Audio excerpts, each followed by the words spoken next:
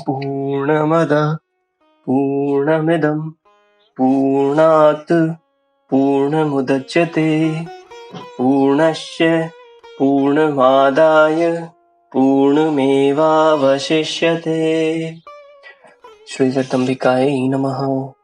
तो आज हम जगदम्बा की कृपा से तृतीय स्कंद का 27वां अध्याय का पठन और श्रवण शुरू करने जा रहे हैं, जिसमें कुमारी पूजा में निषिद्ध कन्याओं का वर्णन, नवरात्र व्रत के महात्म्य के प्रसंग में सुशील नामक वणिक की कथा वर्णित होगी। तो एक बार फिर से श्री चंडिका देवी को नमस्कार करते हुए आज का पाठ शुरू करते हैं।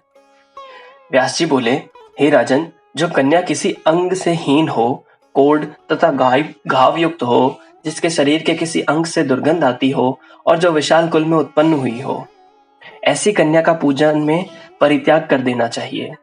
जन्म से अंधी, तिरछी नजर से देखने वाली, कानी, कुरूप, बहुत रोम वाली, रोगी तथा रजस्वला कन्या का पूजा में परित्याग कर देना चाहिए। अत्यंत दुर्बल, समय से पूर्व ही गर्भ से उत्पन्न, विधवा स्त्री से उत्पन्न तथा कन्या से उत्पन्न, ये सभी कन्याएं पूजा आदि सभी कार्यों में सर्वथा त्याज्य हैं।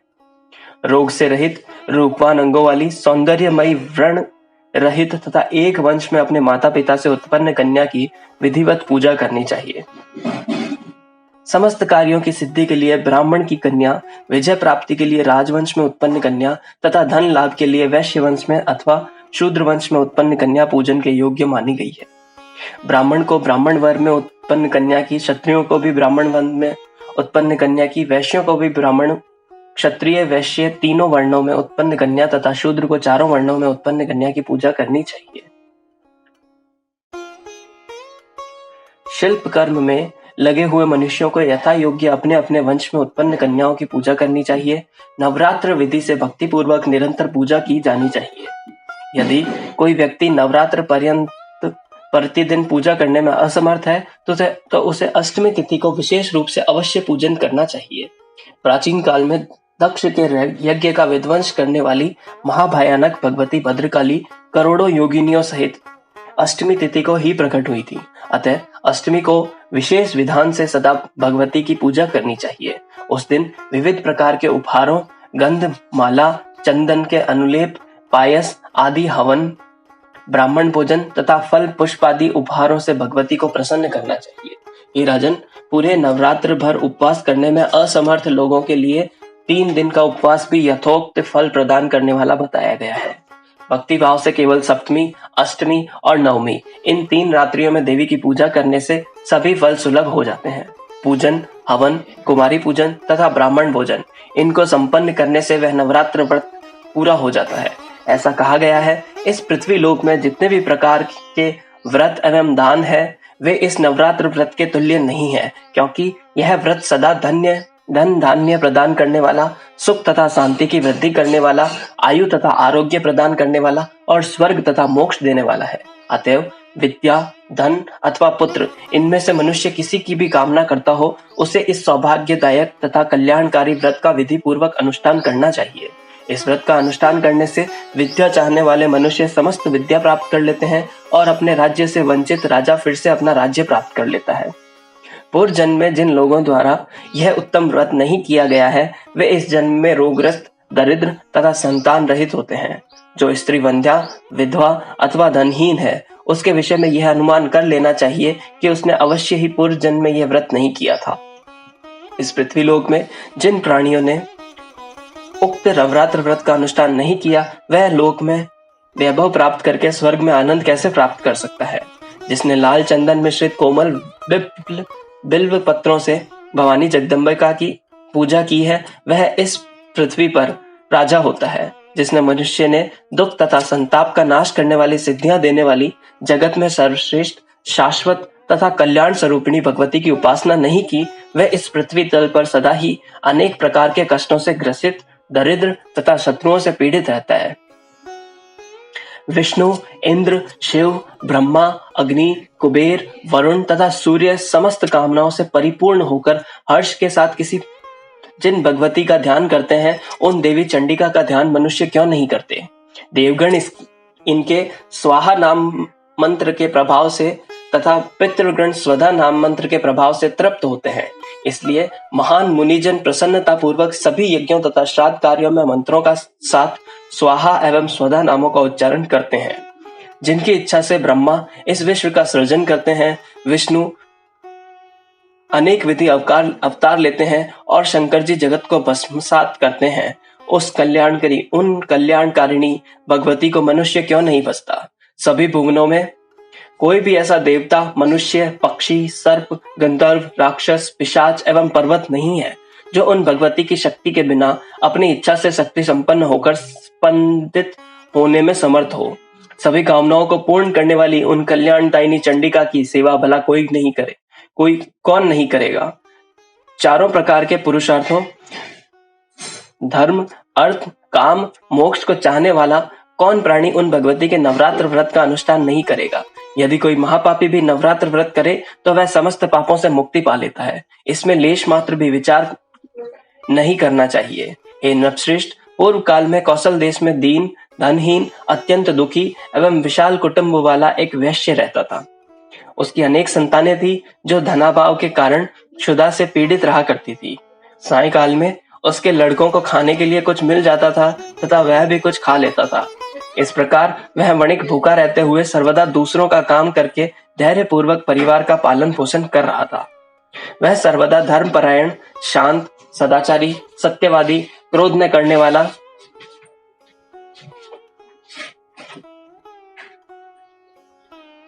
धैर्यवान, अभिमान रहित तथा ईर्ष्याहीन था। प्रतिदिन देवताओं, पितरों तथा अतिथियों की पूजा करके वह अपने परिवारजनों को भोजन कर लेने का उपरांत स्वयं भोजन करता था। इस प्रकार कुछ समय बीतने पर गुणों के कारण सुशील नाम से ख्याति प्राप्त उस वणिक ने दरिद्र तथा क्षुधा से पीड़ित अत्यंत व्याकुल होकर एक शांत स्वभाव ब्राह्मण से पूछा। सुशील बोला, हे महाबुद्धि संपन्न ब्राह्मण देवता, आज मुझ पर कृपा करके यह बताइए कि मेरी दरिद्रता का नाश निश्चित रूप से कैसे हो सकता है। हे मानद, मुझे धन की अभिलाषा तो नहीं है, किंतु हे द्विजश्रेष्ठ, मैं आपसे कोई ऐसा उपाय पूछ रहा हूँ जिससे मैं कुटुंब के भरण पोषण मात्र के लिए धन संपन्न हो जाऊं। मेरी पुत्री और पुत्र क्षुधा से पीड़ित होकर भोजन के लिए बहुत रोते हैं और मेरे घर में इतना भी अन्न नहीं रहता कि मैं उन्हें एक मुट्ठी भर अन्न दे सकूं। रोते हुए बालक को मैंने घर से निकाल दिया और वह चला गया, इसलिए मेरा हृदय शोकाग्नि में जल रहा है। धन के अभाव में मैं क्या करूं? मेरी पुत्री विवाह के योग्य हो चुकी है, किंतु मेरे पास धन नहीं है। अब मैं क्या करूं? वह 10 वर्ष से अधिक की हो गई है। इस प्रकार कन्यादान का समय बीता जा रहा है। हे विप्रेंद्र, इसलिए मैं अत्यधिक चिंतित हूँ। हे दया निधान, आप तो सर्वज्ञ हैं, अतएव मुझे ऐसा कोई तप, दान, व्रत, मंत्र या जप बताइए जिससे मैं अपने आश्रित जनों का भरण पोषण करने में समर्थ हो जाऊं। हे द्विज, बस मुझे उतना ही धन मिल जाए और मैं उससे अधिक धन के लिए प्रार्थना नहीं करता। हे महाभाग, आपकी कृपा से मेरा परिवार अवश्य सुखी हो सकता है, अतएव आप अपने ज्ञान बल से भली भांति विचार करके वह उपाय बताइए। व्यास जी बोले, हे नृपश्रेष्ठ, उसके इस प्रकार पूछने पर उत्तम व्रत का पालन करने वाला उन ब्राह्मण ने बड़ी प्रसन्नता पूर्वक उस वैश्य से कहा, हे वैश्यवर्य, अब तुम पवित्र नवरात्र व्रत का अनुष्ठान करो। इसमें तुम भगवती की पूजा, हवन, ब्राह्मण भोजन, वेद पाठ, उनके मंत्र का जप और होम आदि यथाशक्ति संपन्न करो। इससे तुम्हारा कार्य अवश्य सिद्ध होगा। हे वैश्य, नवरात्र नामक इस पवित्र तथा सुखदायक व्रत से बढ़कर इस पृथ्वी तल पर अन्य कोई भी व्रत नहीं है। यह नवरात्र व्रत सर्वदा ज्ञान तथा मोक्ष को देने वाला, सुख तथा संतान की वृद्धि करने वाला एवं शत्रुओं का पूर्ण रूप से विनाश करने वाला है। राज्य से च्युत तथा सीता के वियोग से अत्यंत दुखित श्री राम किष्किंधा पर्वत पर इस व्रत को किया था। सीता की विरहाग्नि से अत्यंत संतप्त श्री राम ने उस समय नवरात्र व्रत के विधान से भगवती जगदम्बा की भली भांति पूजा की थी। इसी व्रत के प्रभाव से उन्होंने महासागर सेतु की रचना कर महाबली मंदोदरीपति रावण, कुंभकर्ण तथा रावण पुत्र मेघनाद का संहार करके सीता को प्राप्त कर लिया। विभीषण को लंका का राजा बनाकर पुनः अयोध्या लौटकर उन्होंने निष्कंटक राज्य प्राप्त किया था। हे वैश्यवर, इस प्रकार अमित तेज वाले श्री राम जी ने इस नवरात्र व्रत के प्रभाव से पृथ्वी तल पर महान सुख प्राप्त किया। व्यास जी बोले, हे राजन, ब्राह्मण का यह वचन सुनकर उस वैश्य ने उन्हें अपना गुरु मान लिया और उनसे माया बीज नाम का उत्तम मंत्र की दीक्षा प्राप्त की। तत्पश्चात आलस्यहीन होकर अत्यंत भक्ति पूर्वक पूरे नवरात्र भर उसने उस मंत्र का जप किया और अनेक विधि उपहारों से आदर पूर्वक भगवती का पूजन किया। इस प्रकार माया बीज परायण उस वैश्य ने 9 वर्षों तक यह अनुष्ठान किया। 9वें वर्ष के अंत में महाअष्टमी तिथि को अर्धरात्रि आने पर महेश्वरी ने उसे अपना प्रत्यक्ष दर्शन दिया और अनेक प्रकार के वरदानों से कृतकृत्य कर दिया। इस प्रकार 18,000 श्लोकों वाली श्रीमद् देवी भागवत महापुराण संहिता के अंतर्गत तृतीय स्कंद का देवी पूजा महत्व वर्णन नामक 27वां अध्याय। ओम तत्सत।